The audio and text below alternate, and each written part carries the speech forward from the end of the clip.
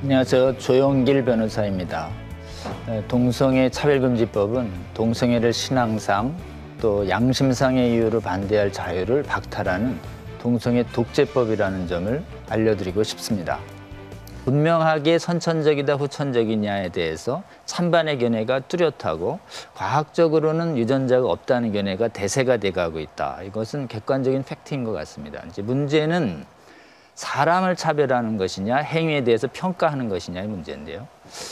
저는 사람을 차별하면 안 된다고 생각합니다. 사람을 사실은 모욕하거나 협박하거나 훼손하면은 실정법으로 다 처벌돼요. 그러나 사람의 특정 행위는 법률적 도덕적인 평가를 받게 됩니다. 헌재 판결이 3번, 대법원 판결이 1번, 4차례에 걸쳐서 동성애 이렇게 평가합니다. 동성애는 일반적으로 객관적으로 혐오감을 유발하고 선량한 성적 도덕에 반하는 비성장적 행위다. 그럼 이게 대법관들의 판결문의 서명 행위예요.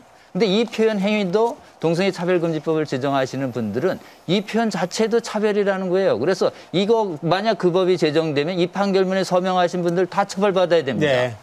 이 토론회 자체가 허용이 안 됩니다, 실제로는. 그래서 사실은 이 부분에서의 부분적인 동성애 독재가 나타나고 있다는 것을 주목해야 된다. 사람에 대한 평가와 행위에 대한 평가를 분명히 구별해야 합니다. 동성 성행위는 행위예요.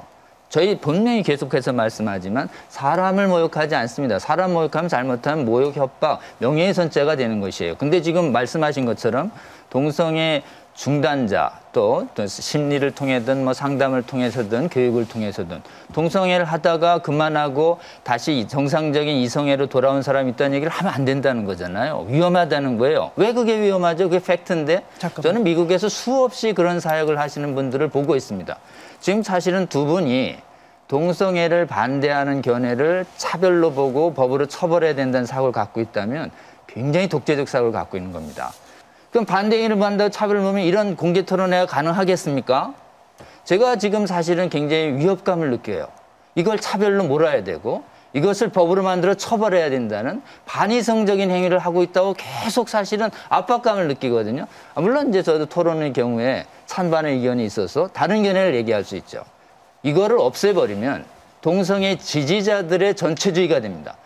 이 동성애를 계속 인종과 또는 피부색이나 또는 민족 이렇게 사실은 바꿀 수 없는 유전적인 요인하고 계속 혼동하시는 것은 과학적 증거랑 인터하지 않습니다. 지금 사실은 사이언스지나 존스 홉킨스대 의료 전문가들이 유전자가 없고 실제로는 선택 행동을 바꾸는 사례들이 수없이 나타나는데 유전된다고 그러시고 근데요. 바꿀 수 없다고 얘기하면 그건 전제가 안 되는 것이죠. 이게 왜 도덕적 평가의 문제가 되느냐 하면요. 자유 때문에 그렇습니다. 선택의 자유 때문에.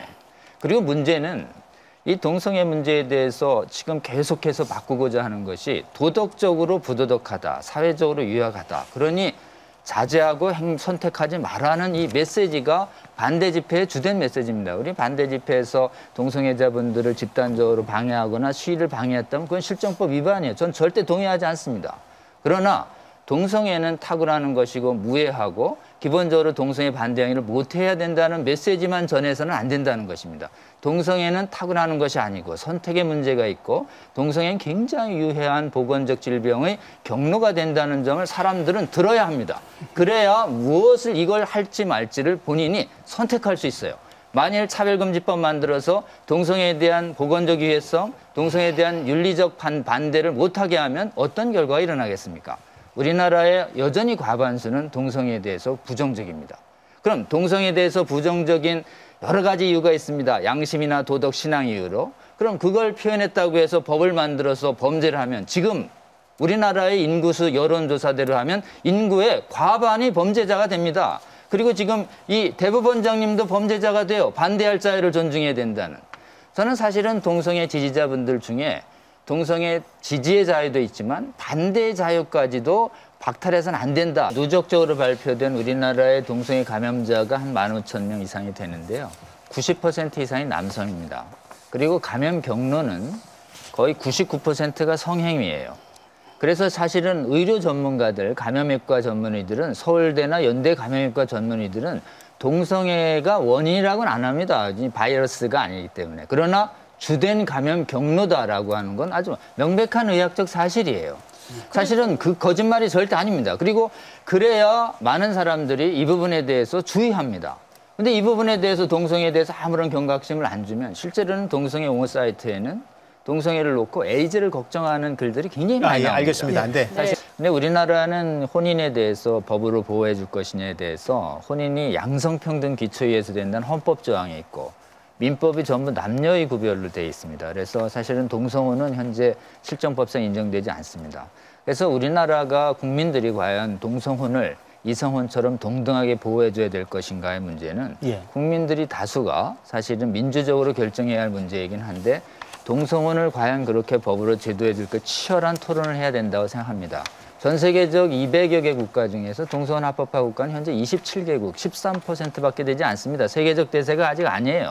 그래서 각 국가의 입법 정책과 사회 정책, 혼인과 동성애를 보는 윤리관 때문에 이걸 받아들이는 국가도 있고 인정하지 않는 국가 여전히 다양하게 있는 것입니다. 그래서 이걸 대세로 모는 건 상당히 오해의 요지가 있다. 이렇게 생각하고 우리나라 국민들은 여전히 압도적 다수가 동성혼을 받아들이지 않는 여론이 다수입니다.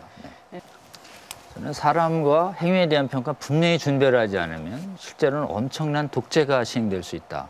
학술대회, 연구 논문, 일층의 언론 보도가 다 금지되는 동성애를 신성 불가침하는 동성애 우상사회, 독재사회가 될 수 있는데 그게 이미 이부 서구에서 보여지고 있다. 그래서 생각합니다. 그래서 저는 동성애자 사람을 차별하는 거, 생각이 다르다는 이유로 견해가 다르다는 이유로 차별하는 거 반대합니다. 그러나 생각이 다른 것을 자유롭게 특정 행위에 대해서 사람이 아닙니다. 동성 성행위라는 행위에 대해서 보건적, 신앙적, 양심적 이유로 반대할 자유. 이 자유는 절대 빼앗아서는 안 된다. 이렇게 생각합니다.